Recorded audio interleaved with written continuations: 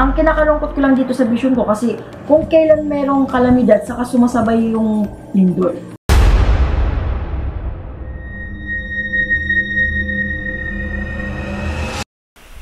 Hello po mga Kapi-TV, sa video na ito ay tatalakayin natin ang nakakakilabot na pangitain na ikakagimbal ng mga residente dito ayon sa mga visions ni Madam. Pero kung ikaw ay hindi pa nakasubscribe sa aking channel, baka naman.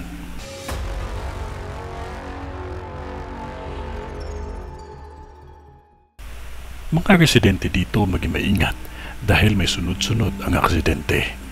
Nakikita ko sa vision ko ang 7 aksidente na magaganap pa lamang.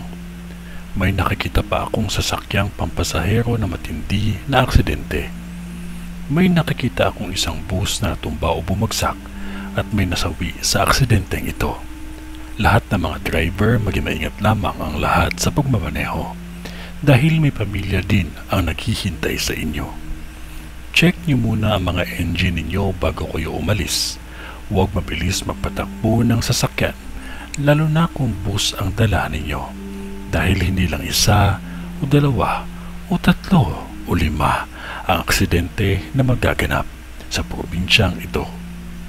May sasakyan pa na sumalpok sa isang bahay mismo at may nasawi dito. May sasakyan na nagliyab at salpukan ng bus at isa pang sasakyan. Maging maingat lamang ang lahat sa pagmamaneho dahil may nadamay na bata at buntis sa pangyayaring ito. Meron din isang aksidente sa truck na halos magkakasunod lamang. Walang problema sa akin na hindi nyo ako gustuhin o maniwala sa akin.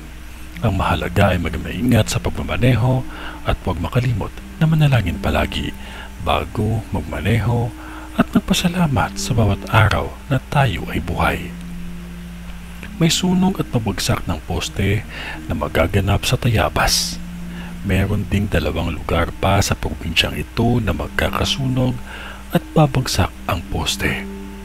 Ang isang sunog ay hindi ito kalayuan sa tubig at ang isa ay hindi ito kalayuan sa isang kainan at supermarket. Magkakalindol din sa lugar na ito at may pagguho ng lupa at bato akong nakikita. Magmaingat sa kidlat dahil may estudyante at 3 pang biktima na masasawi. Lahat ng aking nakikita ay babala galing sa Diyos upang tayo ay makapag-ingat. Magmaingat at huwag makalimot ang manalangin. Ito ay ang bisyon ni Madam sa Quezon Province. Sa ngalan ng Diyos Ama, ng Diyos Anak at ng Diyos Espiritu Santo. Amen.